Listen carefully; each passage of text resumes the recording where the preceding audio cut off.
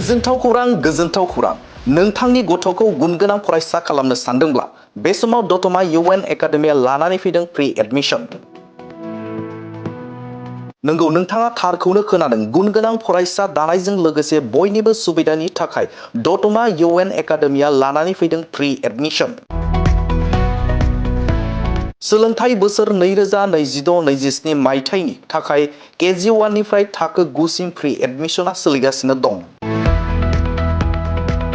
दतमा UN academy फरायसालियाव गोबां फेसिलिटिसफोर दं, जेरै हौवासा आरो हिन्जावसाफोरनि थाखाय आलादा हस्टेलनि खाबु, उफ्रा सोलोंथाइ, इंलिश स्पकेन, गुनगोनां फोरोंगिरि, गेलेनाय आयदानि खाबु, सावगारि बादायलायनाय आरो आखाइनि हाबा आरो खननाय मोसानाय खाबुफोरबो दं। अब्लालाय नोंथाङा मानोथो गोबाव खालामबावनो? थाबैनो नोंथांनि गथ'खौ मुं थिसनहैदो। गोबां बाथ्राखौ मिथिनो थाखाय दतमा UN एकाडेमिनि नैबे 7002660387 जानबुं नाम्बारनि गेजेरजों जगाजग खालामदो। दतमा एकाडेमि, दतमा, क'क्राझार।